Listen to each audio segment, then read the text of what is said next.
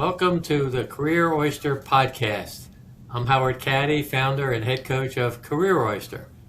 And in this particular podcast series, we're talking to the owners, executives of recruiting, staffing, and search firms to get their perspective on the marketplace for the 2026-2027 timeframe. A lot of changes are occurring, and we'd like to know what economic or AI or other issues will impact their marketplace and also those of job seekers and hiring personnel. Today, I'm lucky to have a guest, Jason English.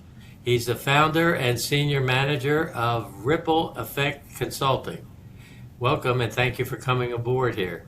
Thank you so much for having me. I'm excited to jump in here and talk a little shop on what we're seeing in the market. And this is a pretty important space for, I think, people to position themselves correctly. Tell us a little bit about the company, kind of your niches and your size a little bit, and also, some of the specialties that you're working on and services.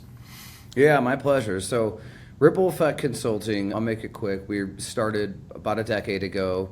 Long story short, an individual I was working for, him and I decided at one point, position or ownership change, got turned over. I had some experience from some smaller shops, and we really wanted to kind of take the consulting piece, that's why consulting's in our name, and take a little bit different approach than every other staffing company out there, and really that consultative approach to us. So we started a decade ago. We're a small shop, we're a very boutique, specialized organization, and we focus on pretty much the AEC industry and then a lot of everything it touches. So a little less a little bit more E and C, engineering, construction, and then we have subsidiaries or subsets of those different groups that handle like administrative, finance and accounting, clerical, but it's usually always for engineering, construction type companies, and that can be everything from renewable, civil, structural, geotechnical, oil and gas, IT, etc. So it's really a boutique specialized shop that focuses on that, that specific those specific disciplines within the market. Okay, yeah, great. You're really focused on the three letters, A being architecture, and E, engineering and construction market. Seems to be going pretty well right now, that market. And within each of those companies, you can go deep in the companies and provide the talent they need because of domain experience and domain expertise. Is that a fair statement? What do you mean by domain? Sorry, I don't. In other words, they may have worked in construction companies or engineering companies and architectural companies where they have background that's pretty quick or easily transferred to your niche. I mean, it's what I would say is it's an extremely hyper-competitive market, extremely difficult market. I'll compare IT, because we do IT as well as the engineering side, is that IT tends to be a little bit more transactional, project-based, different positions. And then engineering in that sense, in the construction side, with civil, geotechnical, oil and gas, et cetera, those individuals seem to be a little bit more, they don't like change near as much, and they're not accustomed to it near as much. So, we're a very heavy relationship-based type organization. Am I answering your question, Howard? What geography do you handle? Are you national, or do you cover? You're out in Denver, correct? Yeah, our corporate office is in Denver, and then we have some satellite offices in St. Louis, northern Colorado. But yeah, we cover nationwide. And what I mean by boutique specialized is we usually don't go after new markets for no reason. We usually kind of stay within different areas, or we'll do high volume of individuals in a certain area. Somebody's doing a project out in Tulsa, Oklahoma, and they need 6 people to work in the field. We'll do that, but we don't really cover, hey, we need 1 engineer in Tacoma. Oh, so you usually get groups of people for projects and things like that. Is that true? Unless it's, we do a lot of, spot shotting, but those are usually specific areas that we do a lot of work in so that we have the ability to, really know, understand, and grow our network in those specific locations. So we usually tell clients, depending on what their need is, we try to bring a very realistic approach because, like I said, we are kind of a premium shop that will tell you like, hey, it's, thank you, we're super grateful, but it's really not going to be our wheelhouse to go find one engineer, especially if it's not a high visible client. We really can't go find one engineer out in XYZ county. At this point now, I've been doing this since the recession, Howard, and that can change at any time, and we'll do anything. It's just a blessing in the sky is the situation we're at now. So super grateful for that problem, but nevertheless a problem.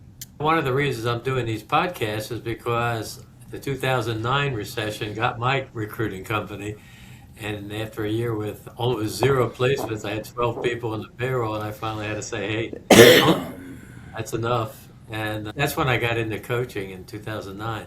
But I see some clouds coming on the horizon right now, and I think there's 50-50 that we might have some repeated type things, and we'll see what happens. But there's just a lot of things bouncing around between the economics, world affairs, and AI coming. So let's talk about, when you talk about premium, you're a premium firm. What do you mean by that? What does that mean?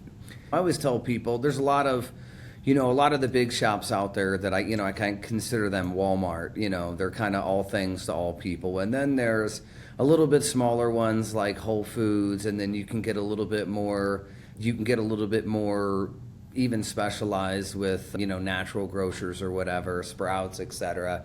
And we're kind of like the farmers market. We're a premium, we provide a premium service, a premium product, but that does come with a premium price tag. So I always tell people, unfortunately, although I'm really grateful for the opportunity, we're always usually the most expensive solution out there because, we're very, very old school in the sense that we still fly out to meet candidates to close them over dinner, if it's in a different area. We spend a lot of time in these different areas. We spend a lot of time with these people. Most people in our industries aren't on job boards. They don't show up on job boards. So hoping that you're going to find them from there is just a really losing strategy. And I would totally agree with you, except I would say those storm clouds are more like the storm is this. There's a cyclone coming, and it's going to be brutal for the industry. And with this AI moving forward, and we feel positioned pretty well that it will only project us instead of, hitting us really, really hard. And we can get into why and how that works, et cetera, and what my beefs are with kind of how things are being done in this market today. But as far as how we operate, we operate quite a bit different. I still use, I think it's a derogatory term today, but I still use the word headhunter because our operation is through and through headhunters. If you really need somebody to fill these positions, you come to us because we'll really get the job done. Now, if you're somebody that, is looking for the cheapest solution, we're never it. But if you're, I always make the argument with people having staffing, especially in our industry, is that the engineers usually at least have a 3 multiplier, if not more. So, to tie up $20,000, $30,000, we're talking about 3 months of billings for that individual. We're stepping over dollars to get to pennies. But so those are just a little bit of, let's call them ticklers to insight how we operate a lot different than a lot of different, organizations. So in view of this, I call it a tsunami, you call it a cyclone. Both work. We agree on the weather forecast. Amen to that, brother. Yeah, I've seen the movie, right? I got a difference of opinion, Howard. I love it. I think it's needed. I'll leave it at that. That'll get us in trouble. How about telling us now, in terms of, okay, you see the storm coming, so are you shifting your markets? Are you shifting the candidates you chase? What are your thoughts on how to counteract that? We were heavily over-positioned for a long time in kind of the strictly civil land development and geotechnical space. And then from there, what we saw as the oil and gas market 2014-15 really started booming, and that's where a lot of the money was, and we were losing a lot of candidates to that market. So from there, my business partner and I sat back and we said, hey, how do we, going through all the crap that's happened, how do we position ourselves better? Which is a lot of the foundation of how we structured our organization. Now, our organization is very difficult to scale because of the fact that you have to have people that really are the brand, and people are the touch points and build real relationships, non-transactional relationships with individuals. It's really hard to implement. And recruiting isn't what we do at Ripple Effect Consulting. Recruiting is really who we are. So to land this plane and bring it full circle, how do you position yourselves? I think now, not particularly for AI, and I can tell you a funny story about AI from back in 2015, but we've always tried to be forward thinkers, and we didn't know AI was going to do this, but our approach to recruiting and relationship building is how we feel like we're going to be pretty insulated from the tsunami cyclone that is, coming upon us. And, so I don't know. I think it's one of those situations that if you're doomsday prepping on doomsday, it's already too late. And it is upon us, but I think that the relationship building element is always your best bet, because that's the one thing, my counteraction to AI is HI. I'm going to coin that phrase right here, is just the human intelligence piece. Is, AI can connect words on a resume, but what AI can never do is really understand someone's situation, really understand what those words on the resume mean, and understand culture, understand, diversity of projects, understand what somebody's gone through, understand what gaps in resumes might mean, health issues, family issues. So, these tools, I believe, can be harnessed, but that's a really tough question. That's a really tough question. Well, I think, yeah, I don't mean to make it too tough in a sense, but I think there's going to be, if you don't transition to a counter-cyclical type industry, or something that's in a high growth. In every recession, there's some industries that are growing like crazy in spite of the recession, and there's others that are, unfortunately, more usually, that are getting hurt and having the layoffs, etc. Is you got to find the spot where it's counter-cyclical a little bit, and so that you can be making money during that period, and it won't affect you as much. And your personal style of working with the people and the chemistry of the people and the talent of the people is certainly better than working with automated resumes and AI generated things that everybody looks the same. So, yeah, sorry, keep going.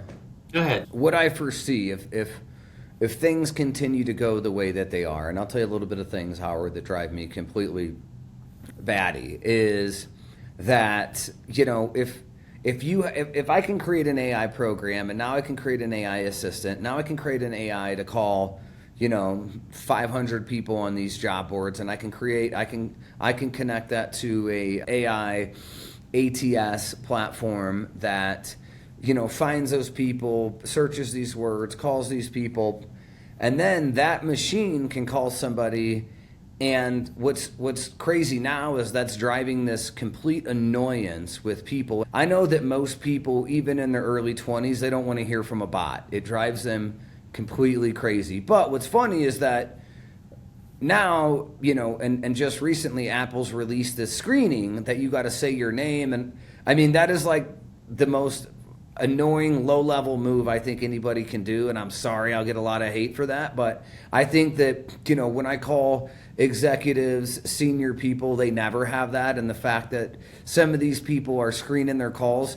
So what you have, the future is just a race to the bottom of how minimal can I do to provide the most minimal service, so my robot's calling your robot, and at what point does that human connection get completely lost? And what's going to happen is that, as that gets completely lost, there's this inherent desire for just, hey, get me somebody good that understands my company, that I can understand them, that we can start moving forward and getting work done together.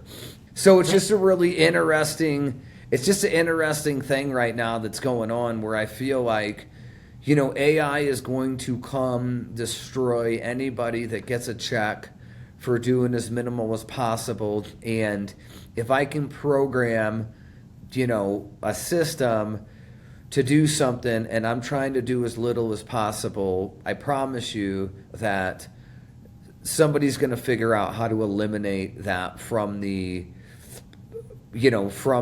food chain inside your organization sooner than later. And that's the hard truth that nobody wants to talk about, or nobody is talking about, or it's wrong to say, it doesn't make you feel good, but it's the cold hard reality. And yeah, it's coming. It's coming in like a cyclone. Yeah, I used to spend a weekend with a good friend of mine who's kind of an AI expert and an AI guru, and we were just brainstorming different things that we could be doing. And there's no question about it. It's a great tool, and you got to be the master of the tool and the decision maker using the tool.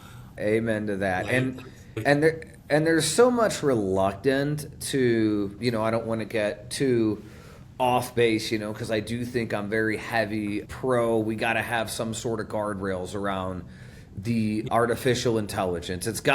We got to do it sooner. I don't care who's in office, but whoever is, I just really, really hope that they put these guardrails on it. There's a lot of reluctancy to learn it, to know, to grow, to help. But the sooner that you embrace it, the sooner you figure out, how am I going to control this instead of it control me, and take the time. And what's crazy about AI is that, I was telling somebody the other day, something that takes me a month or two to investigate, do deep dives into researching an organization, their head count, their turnover rate, their history, their individuals that have left the company, what that looks like. Projects that used to take me a month or two easily, now I can do in 7 to 10 minutes from just a couple hours of learning on how to harness the technology and make it my slave instead of becoming a slave to it. Does that make sense, That's right. Howard? Absolutely. That's exactly right. It should be supporting your decisions and ideas, not making them. Absolutely. I've been through a couple webinars on that, and I'm starting to pick up a lot more approaches that I hadn't thought about. And Go ahead. The idea is to speed up your process and speed up your options so you can make better decisions. When you and your friend were talking, what was the kind of general consensus and conclusions that you guys came to after chatting about it for a little bit? Okay, I have a very unique set of products for job search in both the job seeker world and for recruiting world. My products are the opposite approaches of many of the prevailing opinions. I have webinars I do and I talk about 18 myths of job search, which are prevailing opinions in the market that are either outdated, they've been around forever, they're no longer effective, or they're downright wrong. Too many resumes going into companies. The hiring managers don't want to look at. They're not going to look at them all. They don't even know how to differentiate them from one to the other because the same algorithm put them together. And so it's really broken right now and difficult to get good candidates. That's where your personal touch is the whole key to it. Do you do assessments also in your process?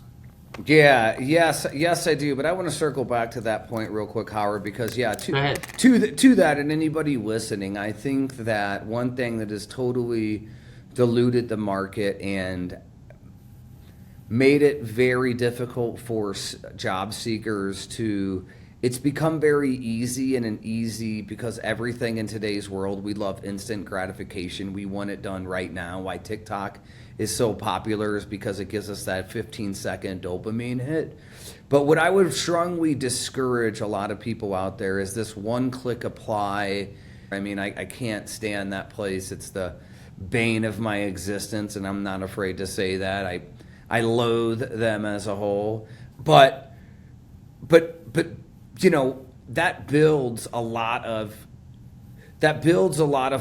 the frustration from corporate internal recruiters. As you got, I saw project manager, and you manage projects at a hospital that is managing like the project of a renovation there. I manage a project of a fundraiser, and Jose over here manages a project, you know, for a skyscraper, and then Marcus over here, he manages a project for, you know, for an accounting company, and everyone has applied for this job. That none of what we do is a project manager. So, you know, and I think when your name comes in, especially if you're applying for an organization that might do multitude of this, it just shows a big lack of just any sort of in-depth front, you know, have you done any research? And I think it can be extremely detrimental to you getting eyes on your actual resume for a job that you really like. And then, yeah, to answer your question, Howard, is we do assessments, you know, and, you know, what we'll do is they're all kind of different because we are a, you know, boutique staffing company. What we do is we go to our clients and we mirror a lot of what they do. So if somebody's in, you know, a front end or a back end or a full stack developer, we'll have different assessments that we'll do through that. And what's crazy now is that you have to have monitors on that, because what they'll do, all of these take home assessments have now very quickly become obsolete, because you can write code now, you know, AI can write the code for you. In, you know, something in the engineering space, you know, what we'll do Civil 3D assessments, Autodesk, Bentley. So what we'll do is we'll kick out a lot of these different assessments. We'll still do assessments for, you know, Excel, SQL, you know, anything that's kind of in the wheelhouse, because I'll tell you what, man, there's nothing more. Man, candidates are like, you know, they're the greatest thing since sliced bread to them. So being able to figure out who's worth their weight in salt is always, you know, the big challenge. You know, you got to love them, and I give them full credit, and I would encourage them not to stop, because you don't, you know, you miss every shot you don't take. So I get it. But from our end, it's very difficult to weed out who's going to need, you know, who's going to need what kind of resource, who's going to need what kind of help when they come in and join an organization.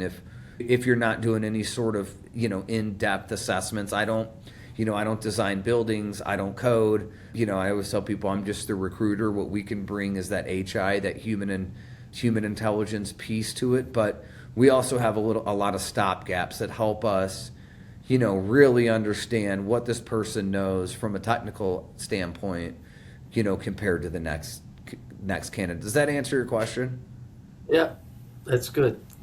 So we talked about how AI impacts job seekers, your client, your business.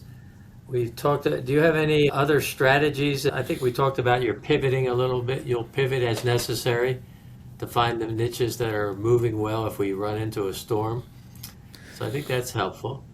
I think at this point, I think we should close this topic down. And why don't you tell our listeners how they can reach you and how they can get some help from you if they're in the AEC space as well, and any roles within that.